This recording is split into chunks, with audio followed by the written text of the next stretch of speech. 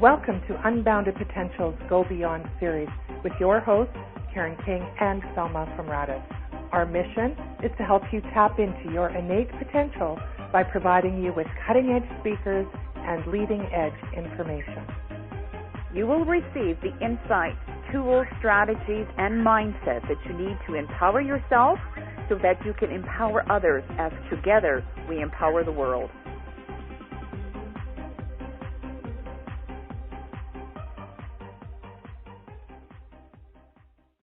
Well, welcome to our series Predictions, Forecasts, and Transformation in 2016. I'm Karen, and with my co-host Selma, we would like to say thank you for joining us. Our world has never needed more compassionate, brave dreamers and bright, perceptive souls doing great things in the world as it does now. 9 extraordinary speakers have come together in this series to inspire you to maximize the opportunity of this fresh year of 2016. They all hold the intention to help you progress forward to find truth, peace, beauty, and even opportunity and success in the midst of challenges. Tonight's guest blends law of attraction, life coaching principles with energy healing to help people thrive in every dimension of their lives. His topic is Activate Empowered Prosperity Now. And he says living authentically means helping others to help themselves. Selma, what else can you add to our guest intro? Thank you, Karen. After a long and stressful career in restaurant management, Patrick Prohaska left the hospitality industry to embrace his calling as an energy healer. He's an expert in law of abundance, attraction, life coaching, subconsciousness reprogramming, and energetic activation for healing and personal growth. Now, with degrees in history of science and religion in India, Patrick is a well-rounded expert in the interplay of science and religion. And he has studied massage therapy and aromatherapy and Reiki and law of attraction, life coaching, various schools of yoga, Theta Healing, and other healing systems, and has developed his system of energetic activations called Thrive Energetics, we're going to ask him about. So welcome to the show, Patrick Prohaska. Hello, thank you so much. I really appreciate that introduction, and I am so happy to be here. Thank you. You're a sweetie. We like our guest speakers to anchor our interviews, Patrick, and set in motion what is to come. I'm wondering if you could take a few moments to perhaps connect with our listeners energetically to set the foundation for this call. Oh, absolutely. I would love to do that. Thank you.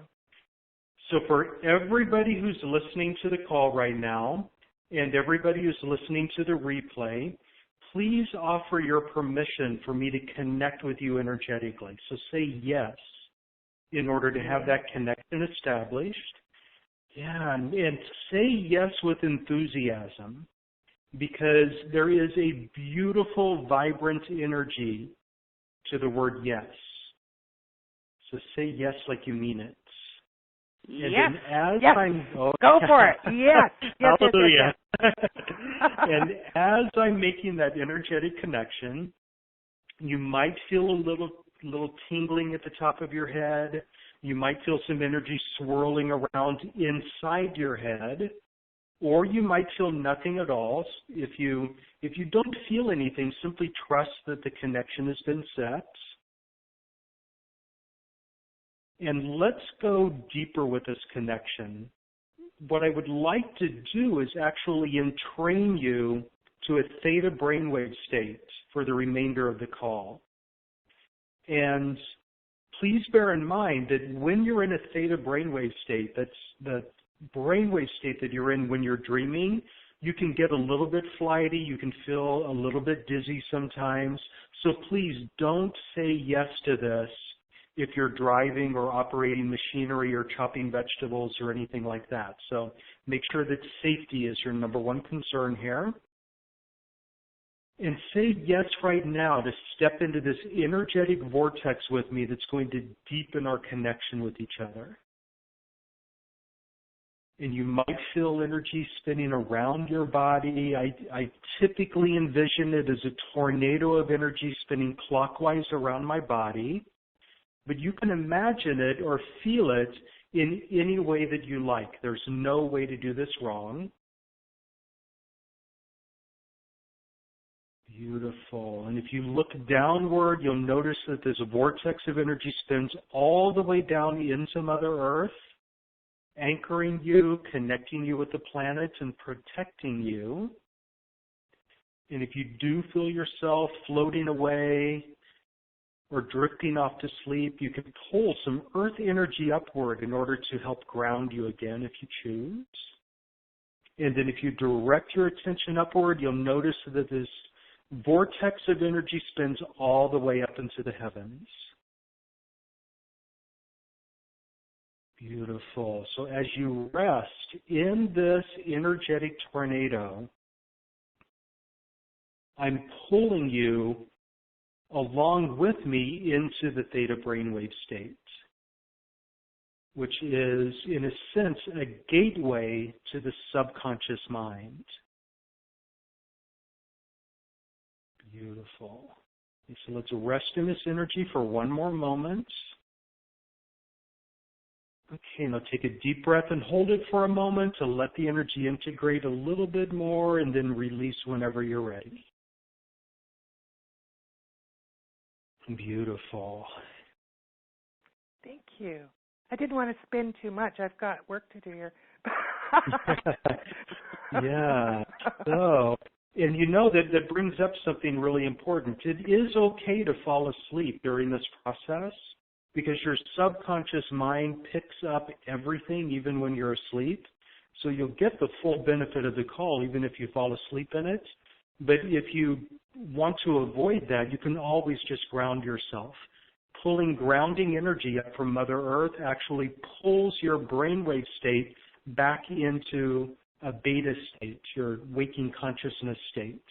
And if you play around with it, you can actually adjust the levels, and you can gain control over what your brainwave state is in any given moment with practice. Wonderful. Yeah. Thank you. Thank you very much. Yeah, well, you're very welcome.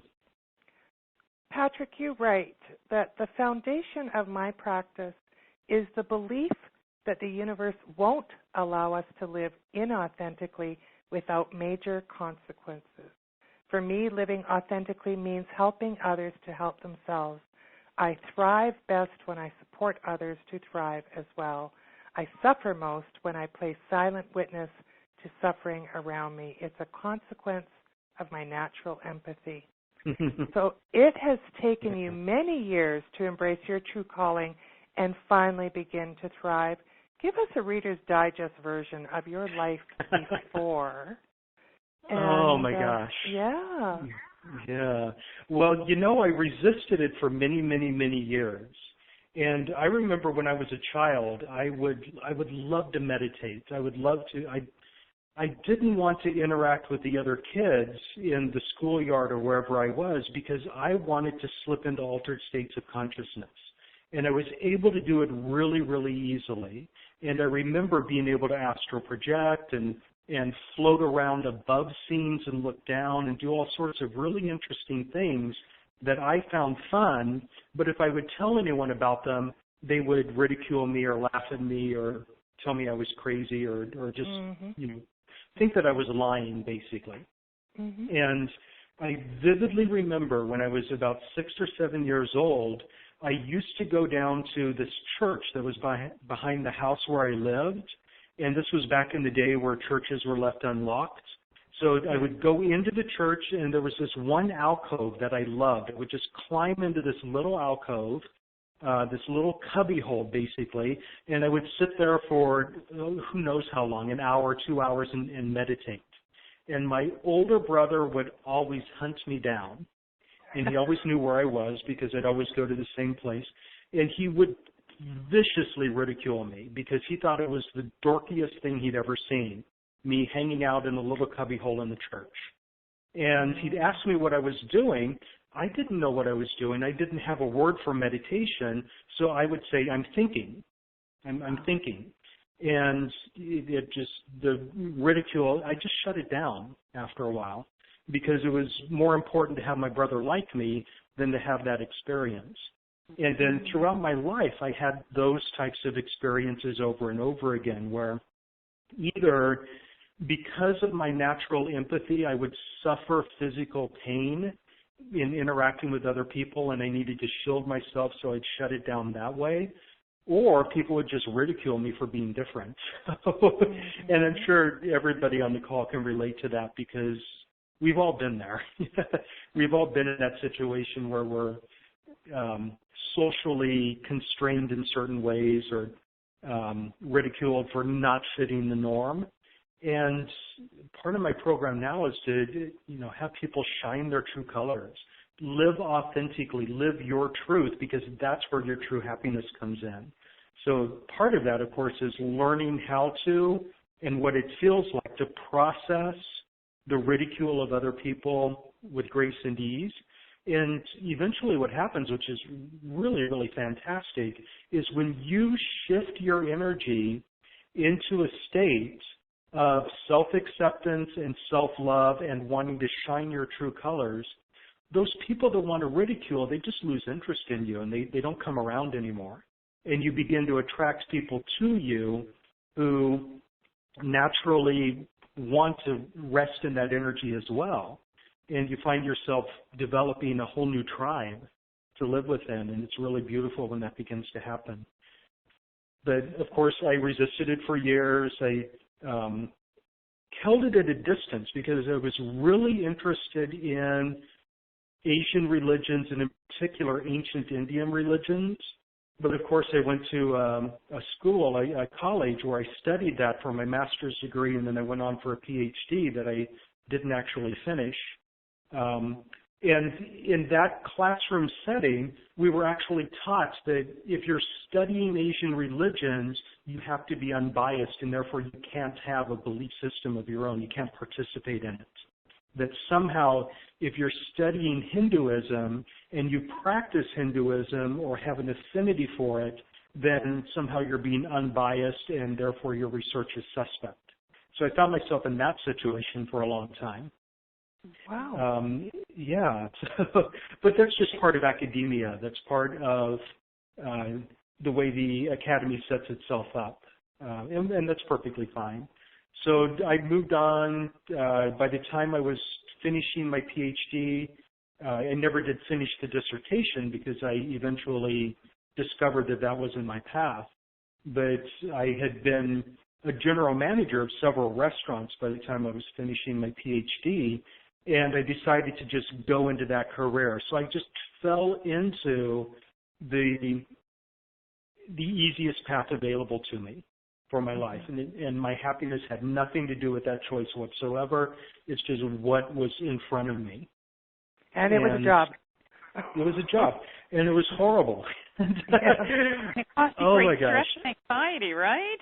It's that landed horrible, you up yeah. in the hospital, isn't it? Yeah, that's what happened. I was working at some of the greatest restaurants in the United States, and I was working with some of the most amazing chefs in the country in the course of my career, but I hated every single minute of it because it was nonstop stress, it was nonstop ego clashes, it was nonstop arguments with waiters about, you can imagine everything, and I don't really want to go into all the details. Yeah. So I eventually collapsed. I eventually ended up in the hospital with a panic attack that I thought was a heart attack. And I kid you not, I had a panic attack that lasted more than 2 months. And non-stop? It was horrific. I thought I seriously did not think I would survive. And that for me was the breaking point. That was the turning point. That's when I decided, I cannot do the restaurant industry anymore. I absolutely must do what makes me happy rather than what pays the bills. And the funny thing about that is, what makes you happy pays the bills so much better than what you think is going to pay the bills. When you step into that authenticity, everything else in your life starts to fall into place in a really beautiful way that you can't anticipate beforehand.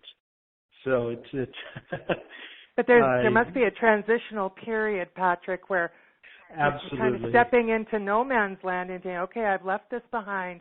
This is what I really want to do, and it's going to take some time. So what do you do? You're right. Yeah. Well, my transitional period was about a year, so it took me about a year of, I tried to build a company and things just wouldn't take off, so I tweak it and open a new company and things didn't take off just again. That was actually my period of reprogramming. That was my period of letting go of all of that density and all of those belief systems that were holding me back. And there were so many layers of belief systems that were holding me in poverty consciousness and holding me in this belief system that I deserved to have a job that was a nightmare, and I deserved to have to work 80 hours a week in order to pay bills that were due 2 months ago. So it was a continual process of evaluating my belief systems, releasing, examining, releasing, digging deeper, digging down to the core, and doing all of that subconscious reprogramming that's a major part of my practice now, uncovering all of those really ridiculous beliefs. Some of them had absolutely nothing to do with money whatsoever.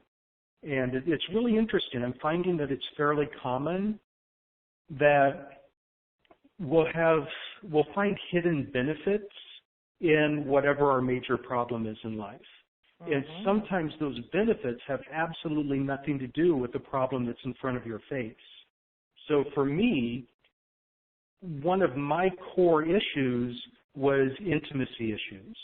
One of my core issues was I did not like the idea of dating. For me, I'd been single for a really long time. I'm still single now, but my energy has shifted. But I had this huge fear of dating, and I simply didn't like the awkwardness of going out on dates and trying to get to know people, and romance scared the hell out of me. And lo and behold, financial issues were a perfect excuse to avoid going out on dates. I mean, it was amazing when that light bulb went off. Yeah. Who would have thought? Who would have thought? And I absolutely would not have thought, but now that I look back on it, it's like, yeah, that's perfect. That was my go-to excuse whenever somebody would ask me out or I'd be interested in somebody. I'd say, well, I just don't have the money for it, so I guess I'll just say no or avoid it. Right. So yeah, and the ego is very, very tricky, and the ego will come up with all sorts of little clever mechanisms to keep you stuck in an energy that it finds comfortable just because it's familiar, where that energy is actually really painful to you, but the ego doesn't want to let go of it because it hates change. So that cleverness, I found all sorts of clever little tricks like that, and uncovered them all, excavated, cleared them out. But that's just one side of the practice that I do. I find it really important to dig down and reprogram the subconscious mind so that you can shift your automatic, autopilot subconscious thoughts from poverty consciousness thoughts to wealth consciousness thoughts. And we can get into the details of that a little bit more later. But in support of that, I also do morphogenetic field energy work. And in a sense, this is almost more powerful because when you make a shift in the energy field, you can wash out thousands of limiting beliefs simultaneously without ever having the need to know what they are. So I kind of like that. Often it eliminates that need to do all of the digging and digging and digging to find out what the specific belief systems are. Yeah. So can you maybe talk about, how would you define, you've used it a number of times, poverty consciousness? How would you define that? Beautiful. So poverty consciousness in my mind, and I know there are probably a lot of different definitions out there, but to me, poverty consciousness is a belief in and a perception of a universe that has limited resources. So it's this belief system that's supported by the the marketing forces in our country and by capitalism and just supported by the financial system of our world, that we must compete with each other over limited resources. And there's some really profound consequences to that belief system. One of the consequences is that if you believe that there are limited resources out there that you have to fight over in order to get, then it means a number of things. It means that you have to work really, really hard to get anything because you have to fight with other people for the things that you want. Another thing is you might have a corollary belief system that says that, well, if there are limited resources and I do receive more, then that means I'm depriving somebody else of something. So if I make an extra $20,000, in the back of my mind, my subconscious mind is saying, well, I'm taking $20,000 away from somebody else. So that might be a block that prevents you from receiving. I guess another belief related to that is that other people can't become wealthy without depriving me. And then built into that is a lot of resentment and anger and jealousy and envy of people who are wealthy. And there's nothing that's going to hold you back from prosperity yourself faster than hating people who have money. And that's really prevalent in our society. But the notion that you are somehow threatened by people who have money and they're greedy and they're wasteful and so forth, you might have examples of that are clear-cut examples that really do exist. But if you believe that all wealthy people fit that paradigm, then your subconscious mind isn't going to let you become wealthy because you don't want to be somebody that you hate. Yeah. So that's another thing that holds you back. Yeah. Sandra, when you were talking about, that hating, that big, gigantic Powerball that happened in the States, and, you had those three big winners, and then, our media interviewed people, how do you feel? Oh, I hate them, they should have been me. Oh, my gosh, it was just like the negativity, I know. Through this whole scenario, it's just, oh, my, it was just... I agree with you, yeah.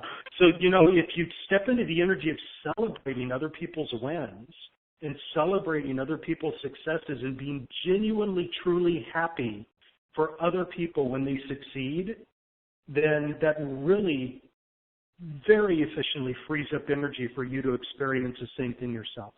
Yeah. Well, I've had to do that. Yeah. I think in our own city, somebody I think won $46 million, and then I was like, oh, why not me, and this and that, and just like you learn, it's like, okay, good for them, but good for me. It was a hard lesson, but I mean, that was what I was trying to say, good for them, good for me, and it helped. Yeah, it does help you win $46 million, though. Well, yeah.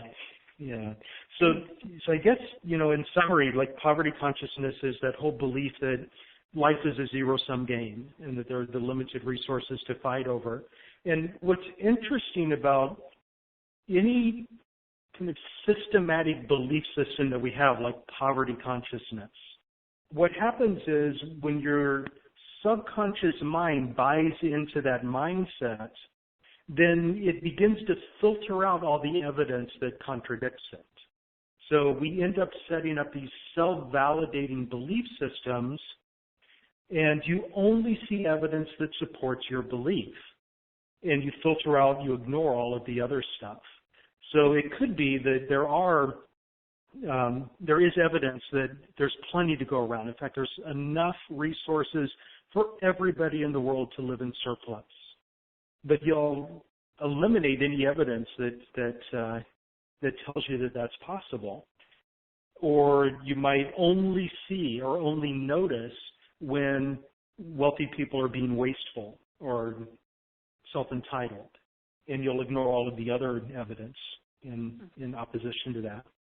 Mm-hmm. Yeah, I'm glad you brought up lottery winners, because that's really interesting as well. There's that other dynamic at play where the vast majority of lottery winners lose every single penny they win in a very quick amount of time. I've heard that. I've heard Yeah. that. And it's interesting because, a lot of times other people are absolutely gleeful when they hear these stories about the lottery winner who lost everything. So that joy in somebody else's misfortune, as though they deserve to be punished for having had success earlier, that's something that's going to hold you back as well. But I often wonder, too, those people that hold that anger or jealousy or envy against those that do have it, does that energy actually affect the actual money holder? I think we all live in an energy field, and the energy that we're putting out bounces off of everyone that we interact with. Right. So the anger, the viciousness that one person is putting out towards another person, you would think that it would have an impact on them. And if they're vibrating at the same level of consciousness, then it will definitely have a direct impact. Right. But if you are actually vibrating at a different level of frequency than somebody who is directing negative energy towards you, you won't even notice it because it won't be harmonious with the energy that you have. Right. So you'll be like floating above the fray in a sense. So if you are somebody who participates in that mind frame yourself, then yeah, definitely that energy is going to impact you. But if you're somebody who vibrates at a higher level, you can be criticized all day and it's never going to have an impact on you. You just brush it off. So the answer, I guess, is yes and no from my perspective on that. Right. No. Yeah. Great answer. Yeah. So Patrick, getting back to the lottery winners there. Okay. So this person then, sometimes statistical information that they lose all of it. So they're in this poverty consciousness. How do they move out to the wealth consciousness? Like what? Obviously they've got something, these energies that really maybe are keeping them stuck. Like how do they get into that? Like that wealth consciousness. Absolutely. So there are a lot of different things involved in it. And a lot of it has to do with letting go of that belief system that holds you in poverty in the first place. Now, we all have this, it's like a thermostat. It's financial wealth or a wealth set point that we have a subconscious belief about how much we're worth. We have a subconscious belief system that tells us how much money we're allowed to have at any given time. And just like a thermostat, if you go above or below that, it's going to pull you back to that set point. And that's often what happens with the lottery winners. They suddenly have a huge surplus of money that subconsciously they're not used to having. They don't think they deserve it possibly, or there could be other belief systems in the way of them maintaining it, and before you know it, they're back to exactly the level of wealth that they were before they won the lottery. So it's and you see the same thing with wealthy people who go bankrupt. And a lot of talk about Donald Trump these days, and I'm not making any political statements whatsoever. But it really is interesting that Donald Trump's companies are constantly going bankrupt, and then very, very quickly he's back to $8 billion again. It's interesting how that happens. And part of the solution for him is that he absolutely believes beyond a shadow of a doubt, there's no doubt in his mind whatsoever that he's worth $8 billion. Mm-hmm. So that's part of it, shifting that belief system of what you think that you're worth, because that shifts your financial set point quite a bit. But wealth consciousness. So wealth consciousness is an awareness that the universe supports you. It's an awareness that the universe is infinitely abundant and that you will always have available to you everything you need for your survival and everything that you need for your happiness. So it's more than just the universe gives you sufficiency. The universe actually has abundance that you can tap into. But a lot of us don't believe that. We see the universe as a hostile universe, and you have to fight for your place in the universe. and you have to hold on to what you have, because if you let go of it, nothing will ever come your way again. Wealth consciousness is about flow and holding things loosely and realizing that anything that you have right now, that if you lose it, if you let go of it, it will be very quickly replaced with something that's equal or even better. So it's slipping into that flow of energy coming in and energy going out, of this constant pulsation of energy vibrating through your being, through your heart. And of course, money is another form of energy.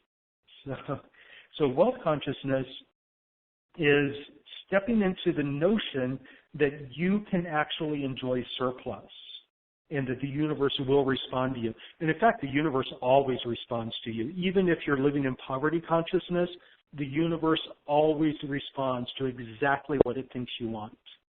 Because when you're in poverty consciousness, you tend to think a lot of negative thoughts about your financial situation. The universe picks up on you thinking all those negative thoughts, and it thinks, oh, well, this is what that person wants, and it gives that to you. So it's pure basic law of attraction, and it's always at play. And the problem that a lot of people have with law of attraction is they don't seem to realize that it is always giving you exactly what you're thinking of, or whatever the preponderance of your thoughts are. So if you're thinking mostly negative thoughts, that's what the universe joyfully gives you, because it's neutral on that value judgment about whether it's good or bad. Mm-hmm. So, yeah, so I don't know if that answered the question. I think you have. So I think the question was about how to make that shift, wasn't it? Yeah. Yeah. So for me, in my program, it would involve two different things going on simultaneously. It would involve digging up those belief systems that stand in the way of wealth consciousness. And there are thousands upon thousands of beliefs that can be dug up and altered. And they run the gamut. So they could be, you might have a belief system that tells you that you must be poor in order to be close to God, because you've been taught over and over again that it's harder for a wealthy person to enter heaven than it is for a camel to pass through the eye of a needle, something like that. So this belief system that you must be poor in order to be spiritual sets up a dynamic where if you want to be spiritual, you have to make a choice. I have to live in poverty in order to be spiritual. It's something that is really deeply resonating with a lot of people on this call right now, because so many people on this call are on a spiritual path, and so many people on this call have had past life experiences where they've been in religious orders or religious institutions that actually teach you that you must take a vow of poverty if you want to advance in the religion. So that's one thing that holds people back. So the belief that you have to be poor to be close to God, the vows, the oaths, the contracts that are in place, even ones from past lifetimes. You could still have a vow of poverty from a past life as a monk or a nun vibrating in your energy field today. It could be that dislike or that distrust of wealthy people that I mentioned earlier. It could be a simple belief system that it's just too complicated to have money. It's just not worth the trouble to have money. This is one of mine. I have a funny story to tell. It's back when I was in my 20s and I was doing my taxes. I hated doing my taxes, and I swore to myself, stupidly as this kid, I swore to myself that I would never, ever, ever use any tax form other than 1040EZ, which in the United States is the very simple basic tax form for people making under a certain amount of money. So I essentially took a vow of not making over a certain amount of money in order to avoid the complication of doing taxes. And so your wish was the universe's command. Absolutely. Yeah. Sure, I never had to use any other tax form, but That's a really bad reason. And I know, but to don't avoid we loss. make these vows and these promises to ourselves without really thinking things through? These things are kind of on a whim, and we're not mindful about what we're really putting out there, and then we're surprised by what our results are. It's kind of interesting. Absolutely. And you're right about that. So there are the vows, the contracts in this lifetime. And then, of course, there are the soul contracts. Because sometimes before we come into this lifetime, we choose to have a certain set of challenges. And we write that into a soul contract. And then we're subject to that until the soul contract is complete. And it's really easy to do a soul contract, to cancel a soul contract. It's not a hard process at all. And usually what I like to do with people is, instead of canceling out all of their soul contracts, because a lot of people find deep meaning, they find purpose in their soul contract. Mm-hmm. Normally what I like to do is cancel out any and all clauses in their soul contract that do not support their best and highest interest today. Oh. Yeah. Because it could be that a certain experience was good for us when we were in our 20s, but it doesn't serve us anymore today, or whatever the timeline is. So I found that a lot of times if I tried to just cancel out a soul contract altogether, it would just spring back into place in a lot of people, or they would have resistance to letting go of it. So that's a workaround. I think it's much more efficient, actually, than trying to get rid of the entire soul contract. And how do we even know what our soul contracts are? Yeah, well, it's there. You can intuitively tap in and get a sense of what your purpose is and what commitments you've made. You can get evidence of what your soul contract is quite often by what dynamics are playing out in your interpersonal relationships, particularly those with your parents, because usually that's like really deeply written into a soul contract. We can have lots of soul contracts, but most of them are with our parents, immediate family members, or with other people that somehow have a profound impact in our life in some way. A lot of times I think it's not even necessary to know exactly what's in the contract, but if you're trying to discern a purpose, what was your purpose for coming here? Usually one of the easiest ways to figure out what your purpose is to ask the question, what brings you joy? What are you passionate about? And that often points in the direction of what your life's purpose is. For me, restaurant management did not bring me joy. It was not something I was passionate about, even though I threw myself into it 100%. But what I'm doing now, it's like my heart and soul. So this fuels you for sure. Yeah. But Patrick, does also gender plays a big issue in this poverty consciousness, right?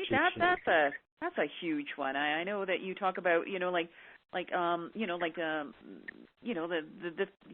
women face, like just huge financial challenges, just virtually just being a female.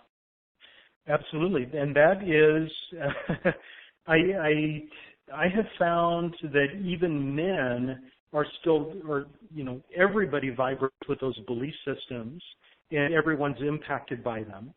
So if there's a belief system in place that says that women are not allowed to do certain things simply by virtue of being female, that impacts a man's freedom as well. So it impacts everybody, and it's so important to clear all of that. And so let me clear my mind for a second. Maybe we can even do a process around that.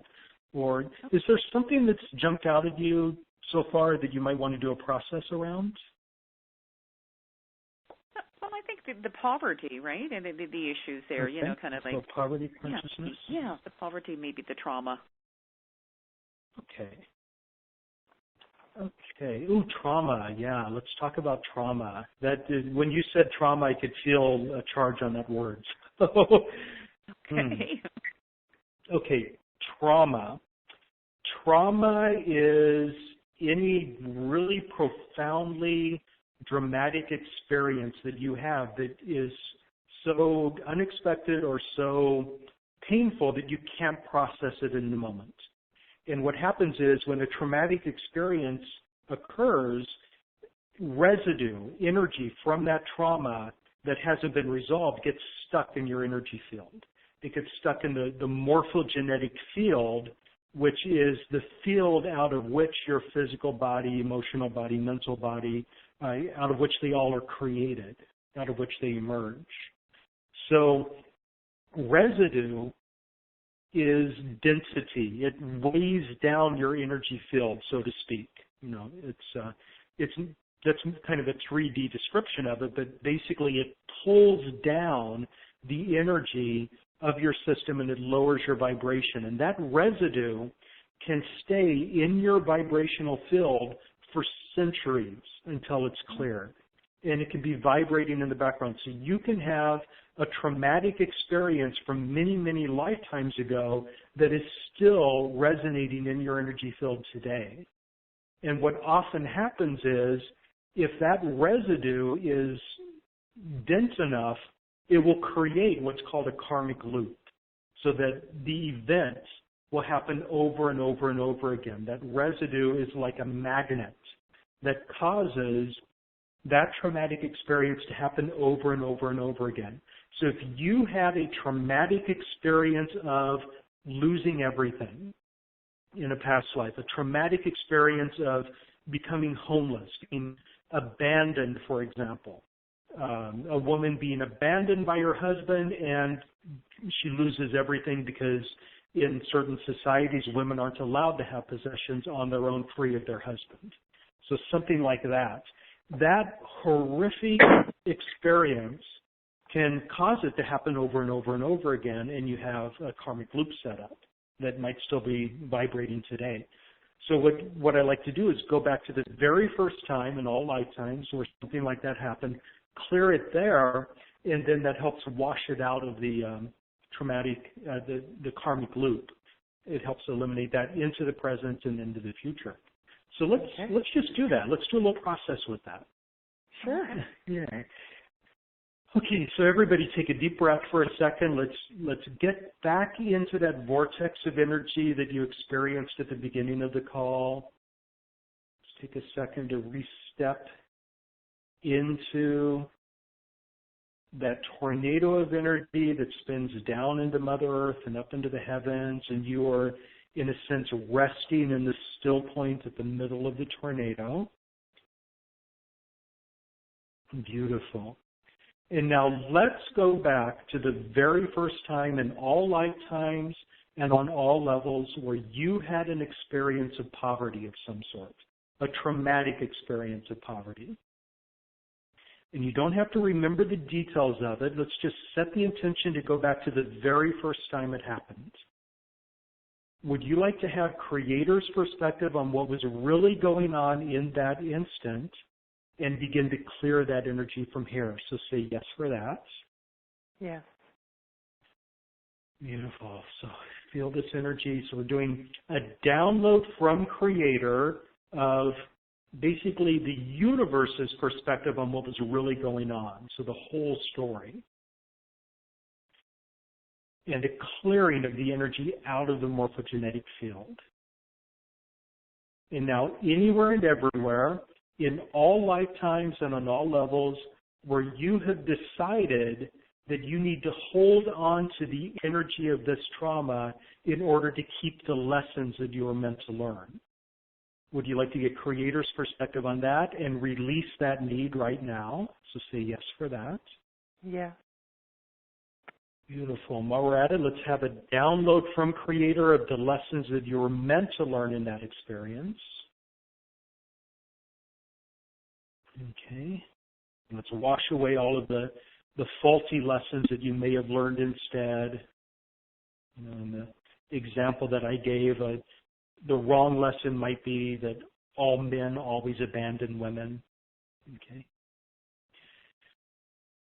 Okay, and anywhere and everywhere where you have believed that holding on to this trauma was the only way to keep those lessons. Would you like to get creator's perspective on that and release that belief?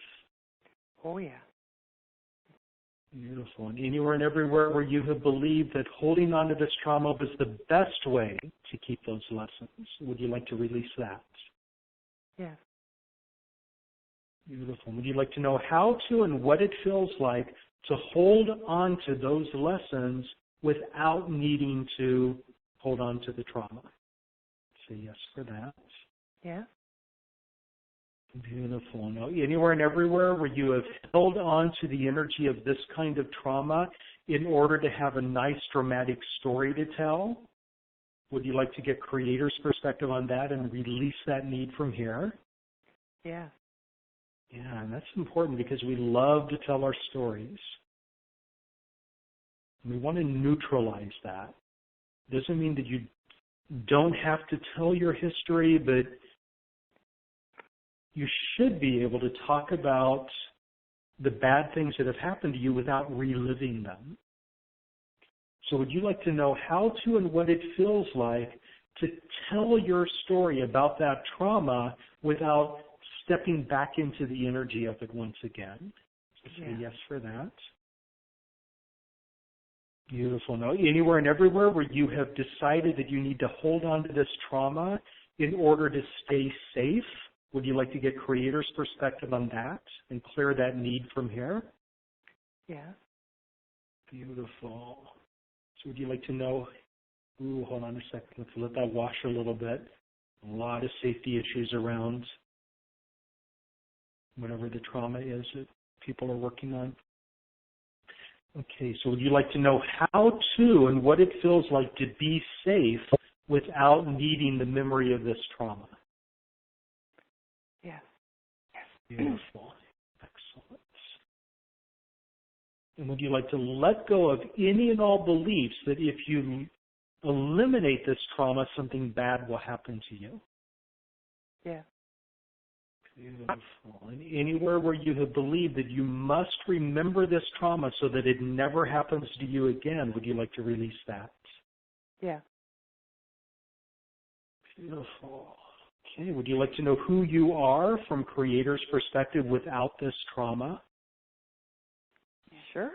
Yeah, and this is important because a lot of times we come to believe that our traumas define us. So I am my trauma. So let's clear that away right now. Anywhere and everywhere where you have believed that your trauma defines you. So I am a poor person. Any belief like that, clear it away. Poverty defines me. Wash all that away. Beautiful. Let's have, would you like to have an infusion of willingness to let go of the trauma? Yeah. Okay, beautiful. So now take a deep breath and hold it for a moment, and I'm going to do a healing on whatever that trauma was so that that subconscious reprogramming will set and that energy will wash out of your morphogenetic field. So say yes for that. Yeah. Okay, and as this energy is spinning, you might feel a little bit more intensity around your body. Some people say that they actually feel like their skin is itching or crawling a little bit. Just letting go of something that you're used to clinging to. It's really good to let this go because trauma in your energy field can crystallize in your physical body. And when it crystallizes in your physical body, it becomes shock, which is the physical manifestation of the trauma. And that's when you get diseases or ailments or injuries or aches or pains. Beautiful. Now everyone take a deep breath and hold it for a moment. And release when you're ready. Okay, and if you need to, you can draw some more earth energy up to ground yourself a little bit more. Okay. Beautiful. So how are you feeling? Wow. feel like I've been washed and dried in the dryer there. Get that spin cycle, you know what I'm saying? Yeah. Right. Okay. Be interesting to see what our listeners thought. Type into what you're feeling. But that was, it's like spinning, Everything's nice and fresh and clean and ready to go. Yeah. It's spinning without the vertigo, I hope. If you have the vertigo, that's a washing machine. That's good. Thank you for sharing that. Mm-hmm. You know what I like, Patrick, also, you talk about there is a set of 5 questions that you can, ask, and several times a day you can ask yourself these 5 questions, and they're just so simple, but that is kind of like keeping you with this concept of wealth consciousness, right? Like I've been using your suggestions all day today, like, why am I so wealthy and why am I so lucky? I really like that. Can you just maybe take a few minutes and just tell our, take our audience members through something like that? Sure, yeah. So let me compress this as much as possible because this opens up into an entire discussion about how the subconscious mind works. But here's the thing about the subconscious mind. When you make a statement about something such as I am wealthy, the subconscious mind immediately responds to that statement with a yes or a no. It doesn't need to do any evaluation. It just either is in harmony with the statement or it's in resistance to the statement. And that's why we can do muscle testing. If you say, for example, I am worthy of joy, and you do the muscle test on that, you'll get a yes or a no because either the subconscious mind agrees with it or it is in resistance to it. So affirmations, often if you say an affirmation with no emotional charge whatsoever, the affirmation often just falls flat because you might say, I am wealthy, and the subconscious mind is just going to say no, no, no, no every time you say it because there's no emotional charge and it's just a statement. Now, there are ways that you can trick the subconscious mind. If you ask a question, the subconscious mind doesn't have the logical ability to evaluate whether the question makes sense or not. The logical mind does that. The cognitive mind does that. But the subconscious mind doesn't have cognitive properties. It can't think logically in the way that we do. So if you ask a nonsensical question, the subconscious mind doesn't have the ability to figure out whether that question makes sense or not. It just comes up with an answer right away. So one of the things that it does is when you ask a question about yourself, the subconscious mind automatically assumes that whatever the premise of the question is must be true. So if you ask the question, why am I so wealthy? Instead of I am wealthy, if you ask, why am I so wealthy? The subconscious mind has absolutely no choice but to assume that the premise of the question is true. So it assumes, yes, I am wealthy. The question is why. So you see where that's going? Well, so does your reticular activation, beautiful. The reticular activation then clicks in and says, oh, I better find out a reason why I am. Yeah, absolutely. So questions like, why am I so wealthy? The subconscious mind automatically assumes you are wealthy, and that functions like a really powerful affirmation of I am wealthy. It works so much better than just the I am wealthy version of it because there's no resistance to it whatsoever. Another question that I recommend people asking is, why am I so lucky? Why am I so lucky? And of course, luck for me isn't about random events. It's not about, things happen to me unexpectedly and it's completely random and no rhyme or reason to it. Luck is about recognizing opportunities and then taking action on those opportunities. So when you say, why am I so lucky? You're basically asking the question, why are there so many opportunities popping up in front of me all the time? And then Why does money flow to me so effortlessly is an affirmation of money flows to me with grace and ease, or money flows to me effortlessly. I really like the question, how do I become even more prosperous? Because it's possible for you to get stuck at a plateau, but if you're always asking the question, how do I get even more? How do I become even more prosperous?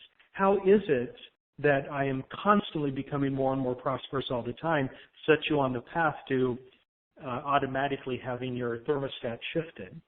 And then what hidden opportunities am I overlooking, I think is a really valuable one as well, because it is basically an affirmation that there are hidden opportunities everywhere. You have been overlooking them, and you start searching for them, and you start seeing things that you otherwise would have missed previously. Mm-hmm.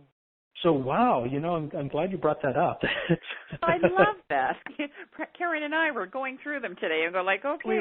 They're like printed out, put in bold on the desk so that we see it first thing and every moment. Sharing that, Patrick. Thank you. And it's really, and it's just quick to learn, and we've got them. We're set. So thank you for putting that together. Like, that was just great. I love it. Thank you. Thank you. I love doing this. I get so much joy out of it. Oh, yeah. We're getting a lot of questions coming in, a lot of people's hands up or something like that. Hands up, yeah. Sure. So let's quickly go over the special offer details first. Selma? Okay. I can go through that pretty quickly Patrick, here. You've got our listeners the Empowered Prosperity Special Offer, energetic processes to eradicate poverty consciousness and activate abundance now. And these are 12 instant MP3 downloads to reshape your mindset towards abundance. Now, tell us about these MP3s. And yeah, I can go through them pretty quick. Do you want me to go through each one in order, or how do you want me to proceed? I could probably go through them pretty fast. So yeah, okay, why don't you do that? And then the benefit for each one would be great. Yeah, just a little bit there. Sure. Yeah, you've got some really good ones there. I like the heart one and happiness. Ooh. Oh. What's that song by Pharrell Williams? Happy? So there are the 12 recordings that are in the package, and then there are 3 bonuses. So start with the bonuses. Those are 3 money magnetism live group calls that I did. Those 3 money magnetism calls actually total more than 5 hours of audio right there. And then the package itself, the first one is called Tilling the Field. And this session is designed to do some subconscious reprogramming so that you can get the full benefit of the program itself. So it's something that we call meta healing. So healing on the healing process itself.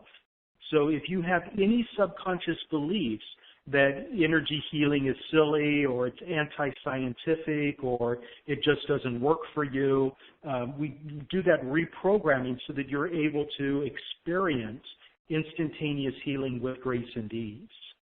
So it's designed to set the stage for everything else in the program.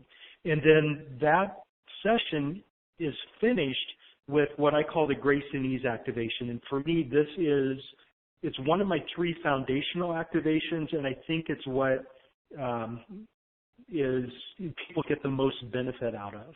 So the grace and ease activation is designed to open up a lattice work of energy channels that already exists in your physical body, but it might be shut down to a certain degree.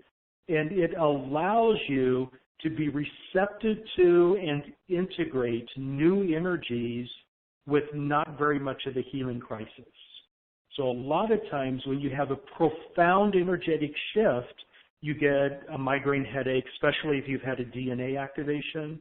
You get a migraine headache, you get a panic attack, you get splitting pains in your head, or stabbing pains in your fingers and toes, or any number of different issues can arise, and definitely sleep disruption. So the grace and ease activation allows you to process your new energy, integrate it, and if you do have a healing crisis, it'll be over really fast rather than something that will lay you up in bed with the flu for a week. So, and we've all been there, right? I think that my 2-month that 2-month really horrific experience I had of a panic attack, I think that was a healing crisis for me because I had shifted so much energy in that month that it was too much. So anyway, the next one is a subconscious reprogramming program or session to eliminate poverty consciousness, which we talked a lot about earlier.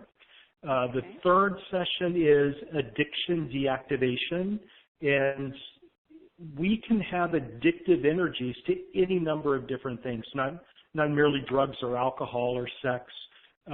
Addiction to poverty is something that a lot of people have tapped into. And what this activation does is it takes away the intense compulsion that is at the heart of an addiction. It dissolves a lot of that energy, and it takes a tiny portion of that energy and redirects it into other outlets. So we don't want all of that energy redirected into other outlets, because if you, for example, have a heroin addiction and you direct all that energy into exercising, then suddenly exercise is your new addiction. So it does it in your best and highest, most beneficial way for you personally. So that eliminates addictions to drama, addictions to poverty, addictions to victimhood, which is really common, and anything that you want to use it for. Next, there's the heart opening activation. So the heart, of course, is the nexus of all of the energy channels throughout the body. And if your energy is flowing through your heart and pulsating with grace and ease, so that energy is flowing in and energy is flowing out, then everything in your life begins to flow, because everything originates from your heart center. And I often like to tell people that, money is another form of energy. So if you have energy flowing in and out of your heart, you can actually entrain that to the energy that's flowing in and out of your bank account. So any money that flows out of your bank account is going to flow right back in again, because any energy that flows out of your heart just flows right back in again. So that's a beautiful activation there. Next, we have subconscious reprogramming, so that you can step into wealth consciousness. The sixth recording is the happiness activation, and it is my absolute favorite of all of them, because I think if I had to choose any one single recording to listen to in this entire package, it would be the happiness activation. And that's because in our society, we have been taught the opposite of what is true about happiness. We've been taught that happiness is something that you strive for, that happiness is something that you get after you have the perfect job and after you have the perfect house and the perfect car and the perfect spouse. And once everything is finally in place in your life, then you get to be happy. And it's completely and utterly backwards from the point of view of the law of attraction.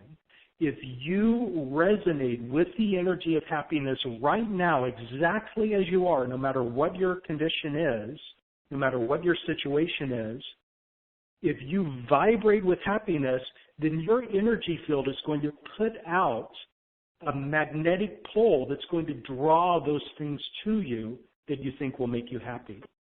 So your happiness comes first, and then that leads you to magnetize the perfect house and the perfect partner and the perfect job and all of the other things that we're told are what make you happy. So it's a beautiful activation. Next, there is a money magnetism activation suite, which has a number of different activations and deactivations presented in order. And that culminates in a financial overflow activation, so that you can step into the energy of constantly having surplus. And then out of your surplus, you start giving. You send all of your surplus out as gifts to other people or to charity, and that way when you give to charity or you give to other people, you don't feel like you're depriving yourself of anything. So that's a beautiful set of activations. Next, we have the financial set point adjuster. So for this, it will shift your financial set point to that thermostat I was talking about to a new setting. Next, there's a guided manifestation that you can do over and over and over again for different desires. So you essentially command whatever you desire into being through this guided manifestation process. Next, we have subconscious reprogramming to help you effectively manage your money, because a lot of us have a lot of fear and a lot of doubt about our ability to manage money if we haven't. So, and it's not even exclusively about you managing your money. It's also about you attracting accountants or attracting business partners that you can trust and who are reliable and who are competent. So let's see. Next we have the one that's special processes for women, and this one is an amazing program because I actually don't think I've seen this anywhere else. But in this session, I address specific financial challenges that women face simply by virtue of having a female body. And it's extremely powerful both for men and for women to listen to. And then the last one is special processes for star beings. And of course, a lot of people on this call are star beings. And one of the things about star beings is that if you're from some other place other than Earth in your origin, and you may not have actually had very many human incarnations, then money is probably going to befall you because you might come from a place where there's a different means of exchange or where there is no financial system at all.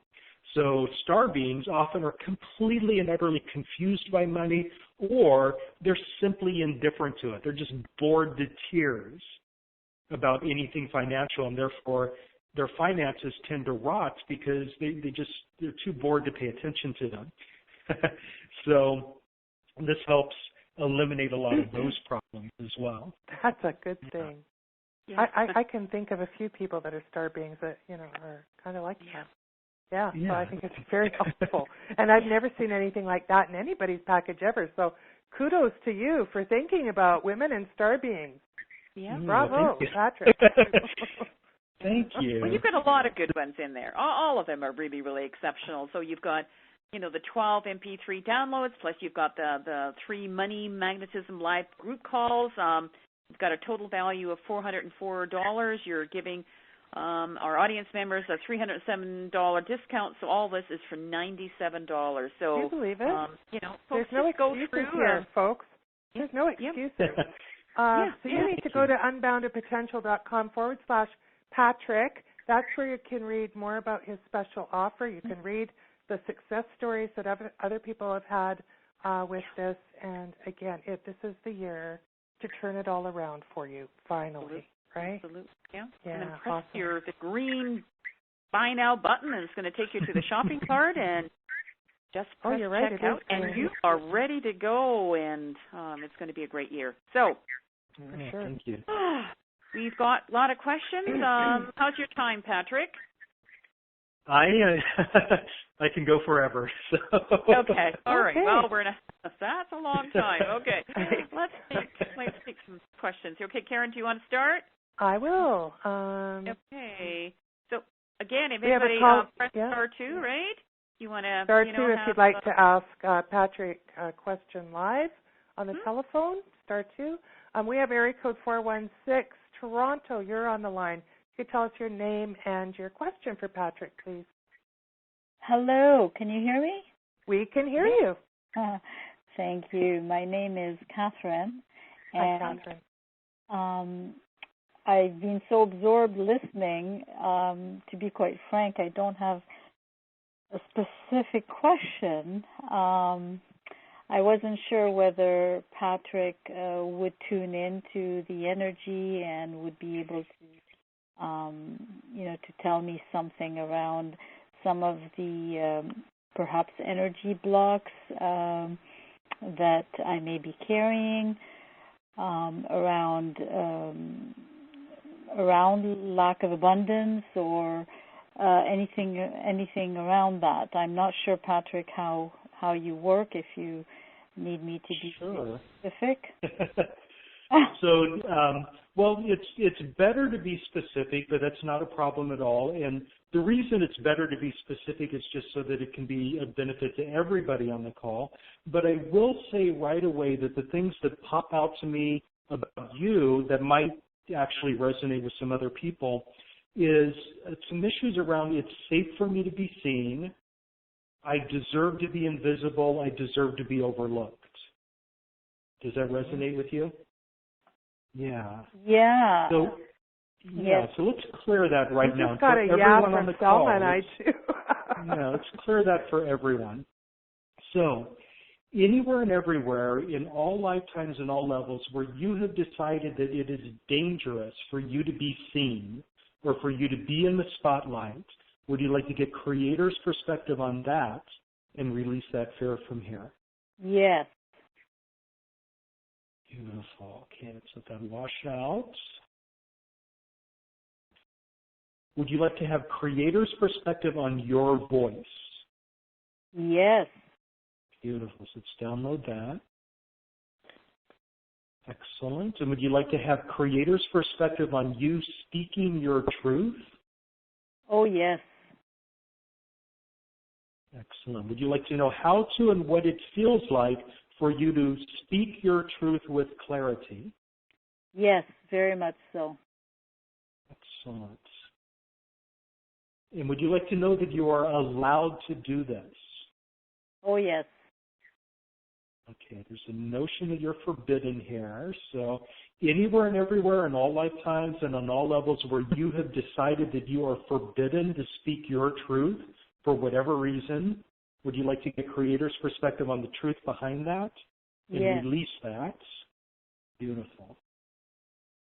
Okay, and then let me do that other one once again. You are allowed to speak your truth. Let's flow that in. Beautiful. Would you like to know from Creator's perspective that it is safe for you to speak your truth? Yes. Okay. And anywhere and everywhere where you have decided that something bad will happen to you if you speak your truth, would you like to clear that? Yes. Anywhere and everywhere where you have been punished for speaking your truth, would you like to get Creator's perspective on that? Yes. And clear that. Beautiful. Let's clear that. Some trauma involved there, so we're washing that away as well. Lots and lots and lots of deep disappointment and frustration are vibrating in your field. Disappointment and frustration about not being heard, not being listened to, being ignored even when you're standing right in front of somebody trying to say something. Let's wash all of that away. Beautiful. Now, would you like to know who you are from Creator's perspective, consistently and constantly speaking your truth? Yes. Yes. Excellent. And let me scan to see if there are any others there. Would you like to know that it's possible for you to speak your truth and to be heard? Yes. Yes. Okay. Would you like to let go of any and all, this is coming up again, any and all feelings that you deserve to be punished whenever you speak your truth? Yes. Hear that. Yeah, that's really vibrating heavily with you. That feeling that you need to bite your tongue. Let's clear that. Yes. Okay. So now what I'd like to do, because we on a call like this, there's not time to do some intense digging, but let's send in some additional energy through your morphogenetic field to wash out any and all other belief systems related to what I brought up. And clear all of those without having to dig for them. So say yes for that. Yes. Beautiful. It's almost like a centrifuge. Spinning energy is spinning out all of that residue that tells you that you can never be heard, or it's dangerous to be heard, or that you just simply aren't allowed to because you don't have permission or you're forbidden. Okay, so take a deep breath, hold it for a moment to integrate the energy further, and then release.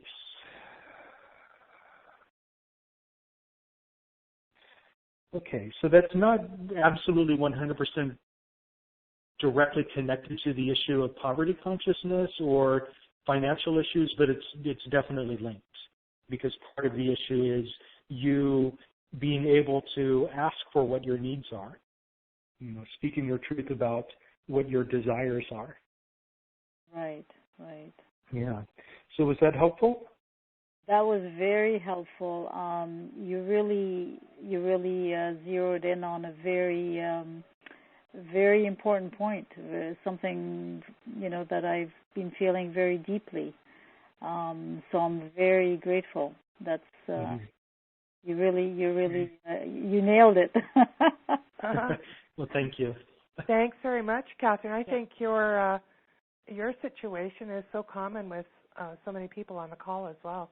So I think that resonated with everybody. Thank you so much. And can I just quickly ask you, Patrick, is there anything we can do on a daily basis around that, just to kind of keep releasing, like if there are any debris of that or anything around that we can do?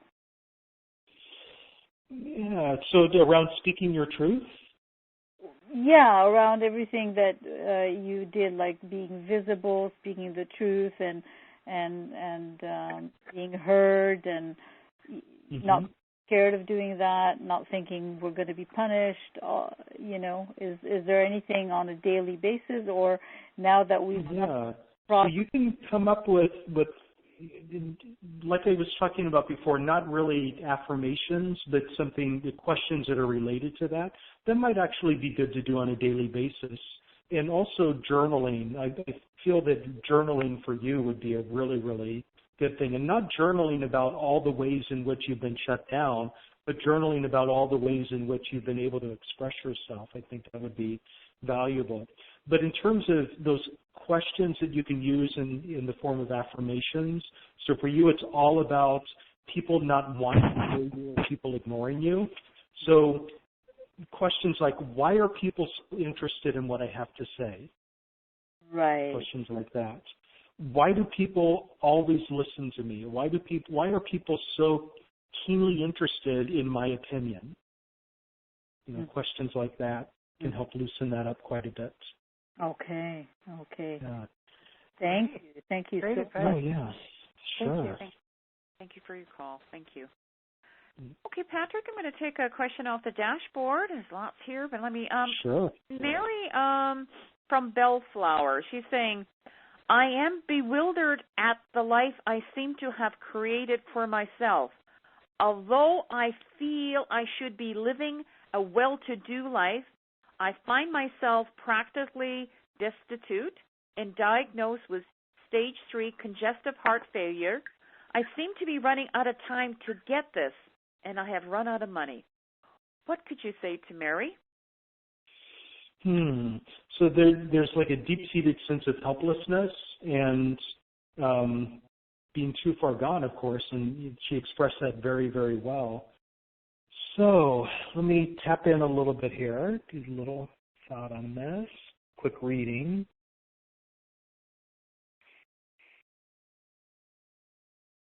Okay, and there's a heavy sense of, well, I don't want to say it's victim energy because it's not so much basking in victimhood as just resignation that things don't work, things don't go my way. So I think the best thing to do for everybody on the call is to just send some healing energy into that sense of helplessness and hopelessness. So everybody on the call say yes right now to receive an infusion of unconditional love and hopefulness, to kind of displace that a little bit. Say yes and feel that energy spinning into your morphogenetic field and into your body. I almost feel like a cascade of energy flowing down from above.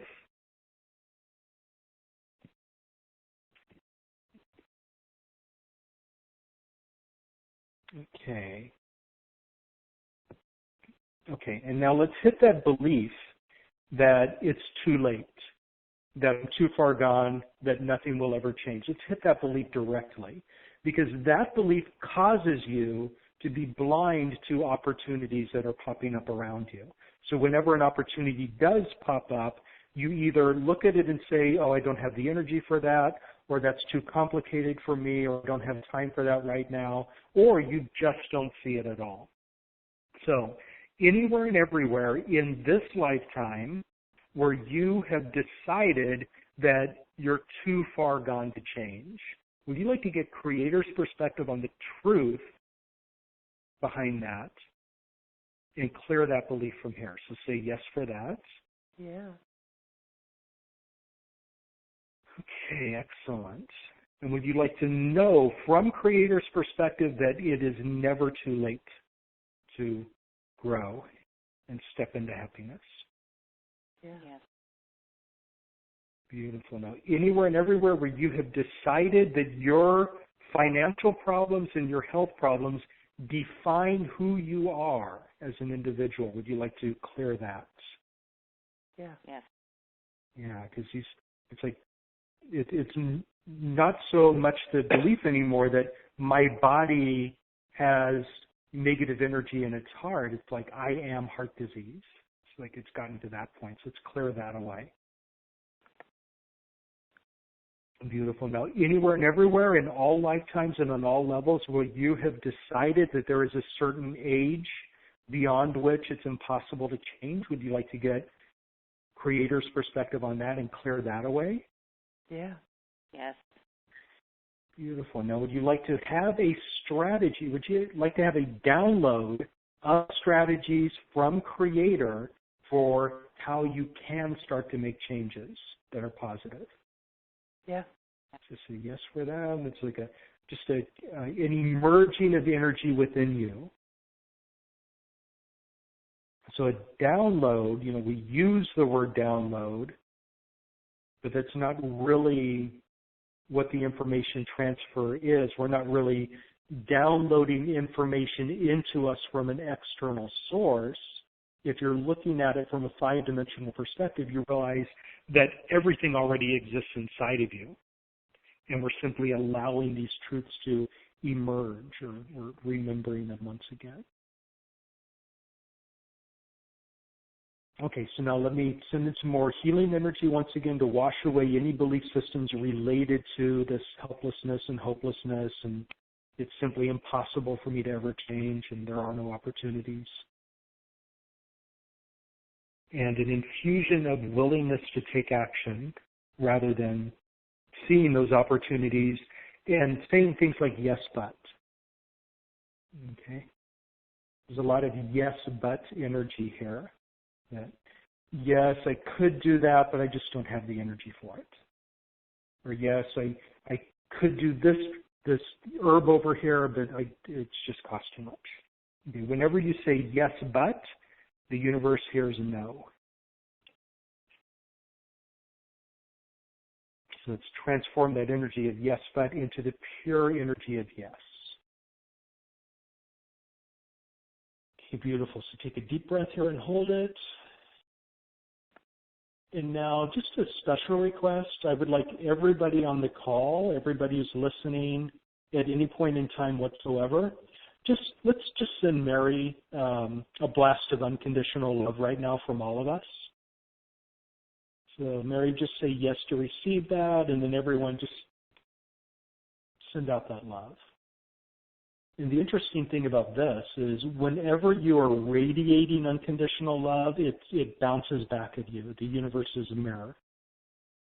So any unconditional love you're extending to somebody else is actually coming right back to you and being replaced in kind. Okay, everybody take a deep breath and hold it. And release whenever you're ready. Okay. Wonderful. Oh, that was beautiful. Oh, Mm-hmm. Thank you. Thank you, Mary. And Mary, let us know how you feel in the next few days. Yeah.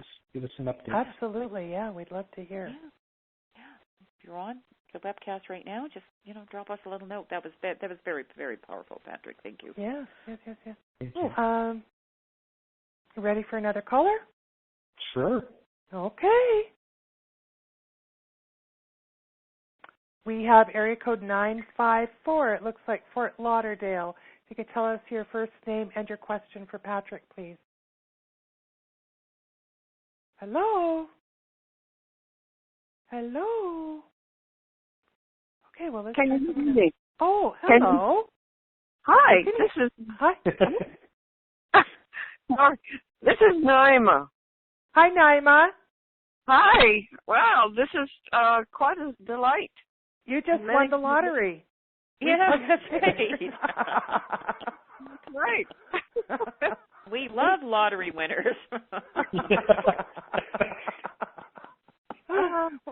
Do I get one each week?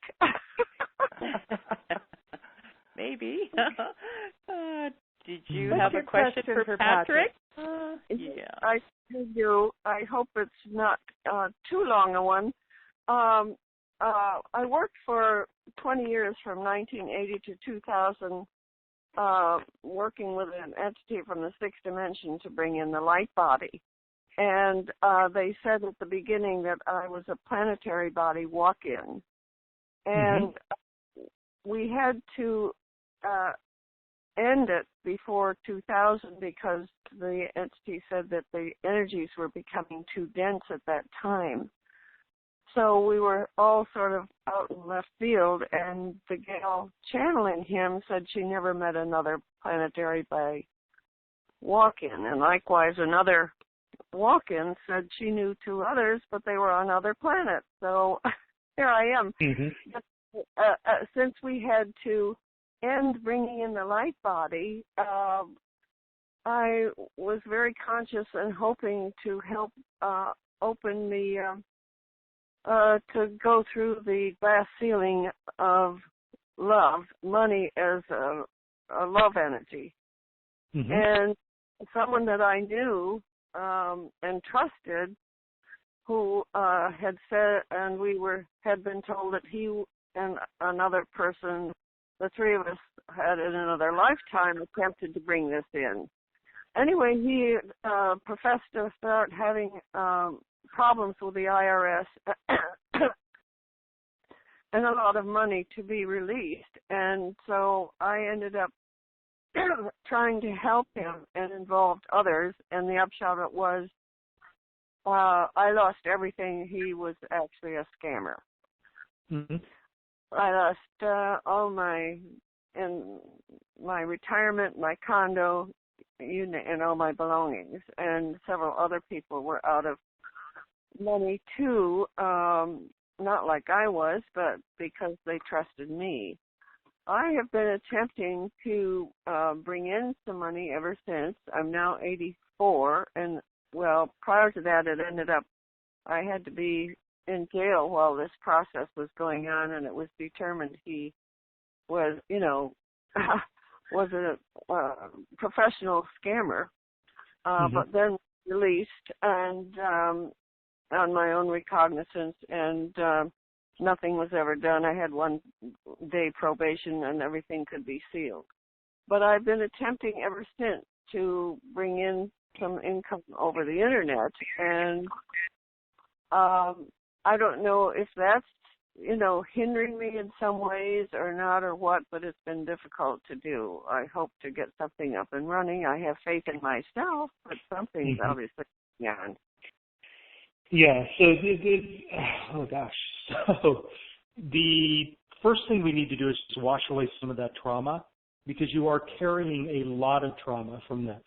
There's a lot of second-guessing yourself and blaming yourself for not being able to recognize somebody who's untrustworthy. So it's almost like the skills that you had before, your natural empathy, your natural ability to tap in intuitively to the universe, you had this like slap in the face experience where you suddenly realize, oh my God, maybe I'm wrong about my abilities. Maybe it's all a lie. So let's just clear that trauma right now and bring in the energy of you trusting yourself once again. Because right now you don't trust yourself. You second guess yourself. So let's bring that energy in right now and wash away any and all traumatic residue from that experience. It's a recent trauma, and therefore it's easier to wash out than something that's been set for a long time. But we also need to wash away all of the resentment. All the what? Of the resentment. There's a ton of resentment energy there to watch out as well. Okay. And now, in terms of, I'm not quite sure what was going on soul contract-wise. It does sound like a soul contract. It sounds really interesting that you were on a life's mission as a walk-in, and then boom, you had the rug pulled out from under you. But do you realize that right now it's probably easier than it has ever been to activate the light body? Oh, I'm trusting so, yes, because So we're in the new period. We're in the new age. We're in this age where we are able to step into fifth dimensional awareness and sixth dimensional awareness, if you even want to go beyond that. Right. We're able to do it in ways that we were never able to, or it was very difficult for us to do previously. So this opens up a whole new topic, and I don't know if I want to go down the path of talking about the Merkaba and the crystal grid work and the light body and all of that.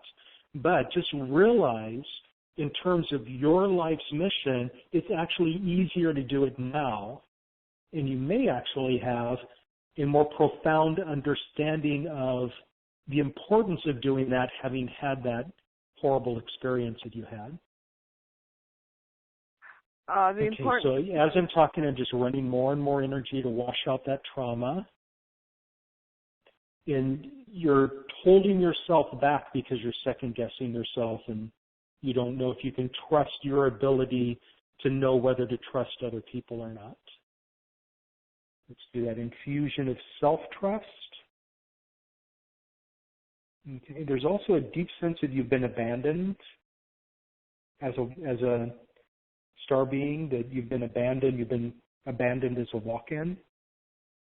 Yes, because, wondering what to do or how to do it and to do what I need to do. I always wanted, other than going to other energy centers, to be in the sixth center, which at the time was Fort Lauderdale, out into the ocean to Atlantis.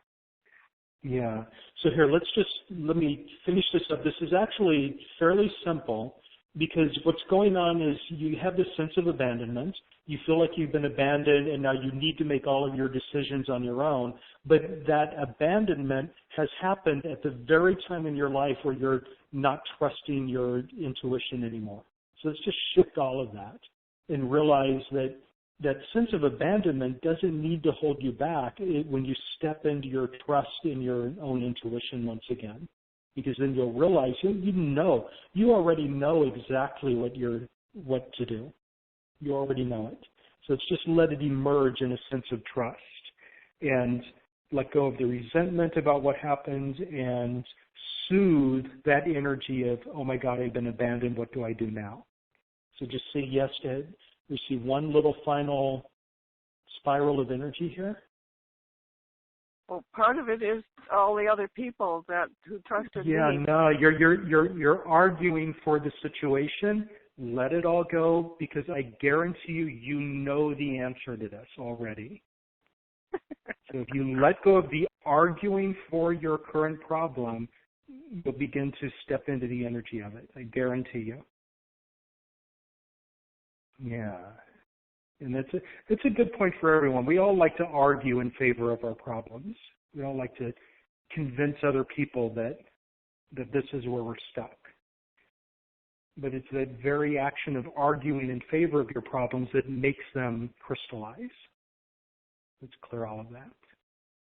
I'd love to be able to tell all these other people. You can, yes. Watch your language. I'd love to be able to. You know what to do already. You can do it. I can feel the energy of you right now, and you are not giving yourself enough credit for your power. I guarantee you. That was 15 years ago. A lot of things have happened. It doesn't matter. We live in a time. Yes, just let go of that need to argue for your limitations, and I guarantee you it's right in front of you. Okay, so take a deep breath here. Well, I've never had meet someone I can talk to and help them learn more and be open more themselves. That's for sure. Yeah. To all the energies that are going on right now to ascend, supposedly, hopefully in 2017. But you know you can. You know you can. Yeah. Yeah. So you can meet those people. So just you are at a place where you have a lot of power, and the words you speak have powerful manifestation properties that are more powerful than those of a lot of other people. So when you say, for example, I never can meet somebody who can understand this, that's a manifestation. So just be aware on a conscious level of what you are manifesting whenever you speak, because there's a tendency to argue for limitations, and you're manifesting them by speaking them out loud. And that's for everybody on the call, but you as in particular, when you say things, they happen. So watch out for that. Yeah, you've got power. So.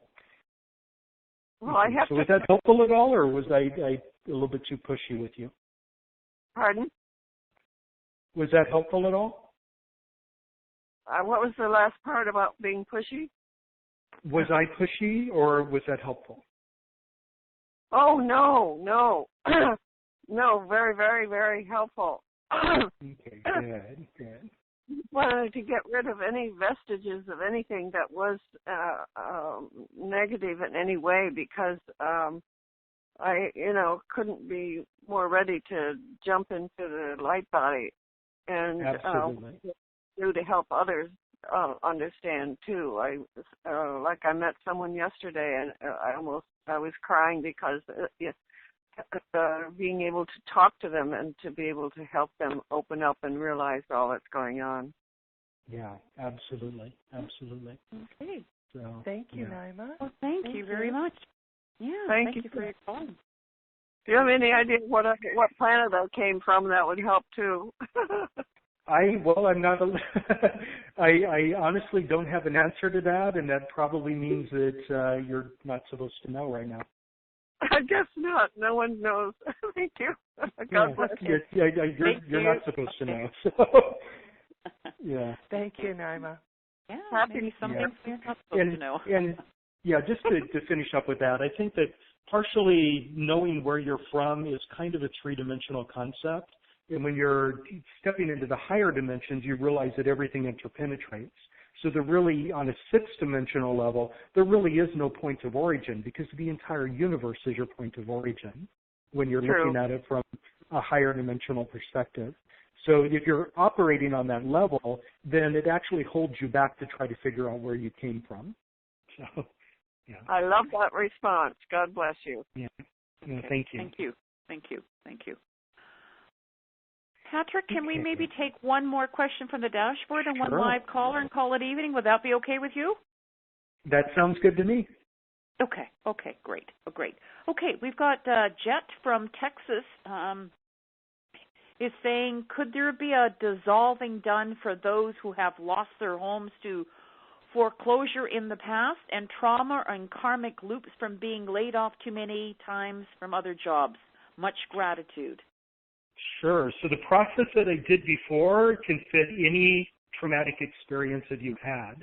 So what I might recommend is like re-listening to the replay and re-listening to that section over and over and over again for each individual trauma. And then for it sounds like there's a theme on this call. There are several people that have called in about having lost everything at a certain point in this lifetime. And that happened to me as well in 2008. I lost absolutely everything, and I was saved from homelessness by my brother. So there was that's an energy that's present on this call. So what I would like to do, rather than going through the entire trauma clearing protocol once again, is wash away any of the residual sense of vulnerability that people have and replace that sense of vulnerability with a sense of security. So say yes in order to receive that. Yes. Yes. Yeah. I'll do it for everybody. In 2 parts here. Of course, I'm simultaneously washing out the energy of vulnerability, but not all of it, because vulnerability is something that we actually need to step into in order to relate to people. It's vulnerability is what allows you to be authentic. It's what allows you to open your heart to other people. But when it becomes this sense of if I open myself up, then everything's going to fall apart, it's too much. So that sense of vulnerability infused with security is where we want to end up, so that you can open your heart to the flow. And the heart opening activation is really important here as well, because you end up getting to a place where any energy that gets sucked out of you is immediately replaced with other energy. So any money that you spend on expenses is instantaneously replaced with an equal amount of money. Okay, so security infusion and some more energy swirling around in the heart. Okay, so take a deep breath and hold it to let that integrate a little bit more. And then release. And then, of course, quite often for specific individuals, we have to do some specific digging to find out what resistance there is for something like that taking root. And if anyone wants to do some specific digging, there's always the opportunity for one-on-one sessions. But just the energetic work should be a benefit for everyone right now. Mm-hmm. Okay. Okay. Wonderful. Did you want to take one more call, Sona? I kind of missed that. But do you want to maybe take one more call? Yeah. Yeah, let's do the one more call. And one more call. Okay. One more. We have Seashelt, BC, area code 604. Your name and your question for Patrick, please. Hi, my name is Ariane. Hi, Ariane. Hi, thank you so much for taking my call. I just love it. I was just listening right now, and my cat came and stayed on my chest as I was listening to Activating More Love and the Heart. So my cat thanks you, too. My question, I guess, was more about what you said right in the beginning of your intro around a deep fear of intimacy regarding finance. And that so resonated with me, not only finances, but also physical body issues, like weight, not like serious issues, but kind of things that stop me, right? Because I'm like, oh, this is not really who I am, so I can't get involved with someone until I'm truly who I am and can, be obvious to other people. And I see that I've been doing that with my physical body and my finances. Help. That opens up a massive discussion. Okay. We need to do another call with Patrick. Entire call on that. But hidden benefits are, like I mentioned before, they're really, really insidious, and they're very, very clever. And for the weight issues, in particular, the weight issues, they resonate in so many different ways. So I'm too heavy right now to attract somebody. Anybody that I attract, anybody that I go out on a date with when I'm at my current weight level, they're not going to be interested in me if I lose the weight. I don't like the type of people that I attract when I'm thin. If I'm thin, then how will I know if the person I'm dating likes me for me or likes me for my body? So Absolutely. It's just a huge ball of really, it's amazing. So with financial issues, let's just focus in on that. Mm-hmm. And let's just do a broad clearing of any and all hidden benefits that being poor or living in poverty might have for you. And they can be anything. Some people, and people actually say this out loud and mean it, that they want to have a limited income so they don't have to pay taxes or so much in taxes. But so many people say, I don't want to make more money because then I'll be in a higher tax bracket. It's the silliest thing I've ever heard, but people say it. Yeah. So to avoid paying taxes, sometimes people want to be poor so that they don't have to give things to family members or interact with their family members. Some people want to be, subconscious belief that they need to be poor because otherwise all of those fake cousins are going to start coming out of the woodwork. That suddenly you'll be a target. So let's do this.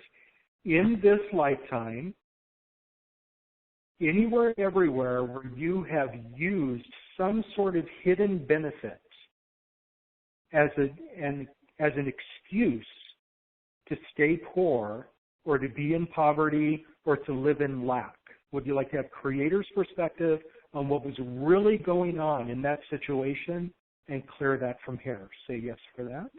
Yes. Okay.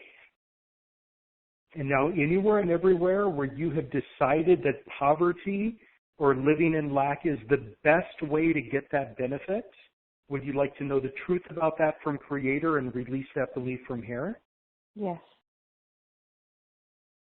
Excellent. Now anywhere and everywhere where you have believed that living in lack is the only way to get those benefits, would you like to get Creator's perspective on that and clear that belief from here? Yes. Excellent. And now would you like to know how to and what it feels like to get those benefits without having to use poverty as a means to get it? Yes. Beautiful. Would you like to know that you're allowed to do this? Yes, please. And that it's possible for you to do this? Yeah. Excellent. So that is, it's possible for you to get those benefits without having to use poverty? Yes. To get it? Okay. Would you like to have Creator's perspective on whether you really need those benefits? Yes. And let go of the ones that really don't serve you at all. So say yes for that. Please. Yes, please. Excellent. And now anywhere and everywhere where you have used living in lack or being poor as a means of staying safe, of protecting yourself from something, would you like to know how to and what it feels like to protect yourself from whatever it is you are avoiding without being poor? Yes. Okay, so, I'm poor because it protects me from the IRS, that sort of thing. Mm-hmm. Okay, and then would you also like to have Creator's perspective on whether you really need to be protected from that? Yes. And if you let go of that protection, how to process whatever that is with grace and ease. Oh, yes, please. Beautiful. Okay, so now take a deep breath and hold it for a moment. And release whenever you're ready. Okay, cool. Wonderful. Yeah. Oh, hidden benefits. Wow. Yeah, you don't think of those until you actually get pointed to somebody them. else talks about them. Yeah, and then you think, exactly. aha. Yeah. Yes. Mhm. Thank you. Thank you. Thank you very much. Bless you all. Thanks. Thank you. Well, we want to thank everybody for their questions. We could keep Patrick here for another couple of hours I at think least. we need to bring Patrick back. But I did want to read something that just came in on the dashboard. It says, this is from Martha in Cohen, I believe. I've tried Concept Synergy, Palladian, Actualism, Inner Light Foundation, etc., more. And finally, Thrive Energetics with Patrick is working for me. I am feeling the energy. I have a lot of new perspectives and lots of lucky coincidences lately, and I can't say enough. I really hope people are able to take advantage of his offer because it is priceless, actually. Wow. Oh, yes, Martha. I adore Martha. Yes, I think she started. I think we connected with each other about a month ago, and it's been obviously wonderful to watch her blossom. Wonderful. She's just impressed with you. And just as a reminder, check out Patrick's special offer at boundedpotential.com/Patrick. He's got his bundle package, energetic processes to eradicate poverty consciousness and activate abundance now. I mean, he's given you a time after all these sessions with these people and everything else. He is just so good. And he's got these 12 just fabulous MP3 downloads to really reshape your mindset towards abundance. And also he's got the 3 Money Magnetism Live group calls. This is going to be time limited, so it's going to be $97. So again, let me just read here, like Anne from Los Angeles, what she says about Patrick. Patrick is an amazing healer and teacher. His work is along the lines of The Secret times 100. If you want to better, now I'll fill in the blank, health, finances, relationships, this is for you. I met my future business partner the same evening after applying Patrick's teachings, and the partnership has in less than a month resulted in cash flow for myself and 7 other people. So, wonderful. Wow, that is just a tremendous testimonial. Yeah, Patrick, thank you, Anne. Yes, thanks, Anne. Oh, that was just fantastic. These are all your peeps, eh? You got lots of peeps there, Patrick. Yeah. Well, you have a couple of new ones here too. Oh my gosh, we were just you just fill us with joy, Patrick. We can't tell you enough. Thank you very, very much for being with us on our series here. And boy, you've really anchored. This. You're our last caller on the series, and what a strong anchor you have been. So. Thank you. Much love to you, and thank you very, very much for being with us. Thank you. And thank you, everybody who called in or is listening to the replay. It is such a joy to be connected with all of you. And I hope you don't mind, but I would like to have everybody offer your permission for me to disconnect energetically now. Okay. Oh, yeah. Say yes for that. And then, so the disconnection isn't really the important part. What I'm doing is I'm sending in a shower of energy to wash away any of the residue that you might have picked up from me or other people on the call. Oh. Beautiful. So a little cleansing there at the end. Excellent. And there you go. Thank you so much. Thank you. Yeah, that was very considerate of you. Mm-hmm. Well, awesome. Again, a big thank you to Patrick, and of course to you, our dear listening members. May you always be more, love more, live more, and never settle for less. Go beyond. Create amazement, everyone. Thank you always for joining us. Good night. Thank you, everyone. Good night. Good night.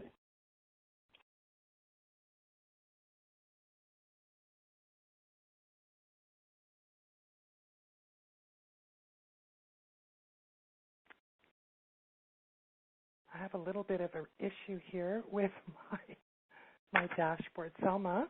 Oh, no. Mm-hmm. I can't shut off the recording.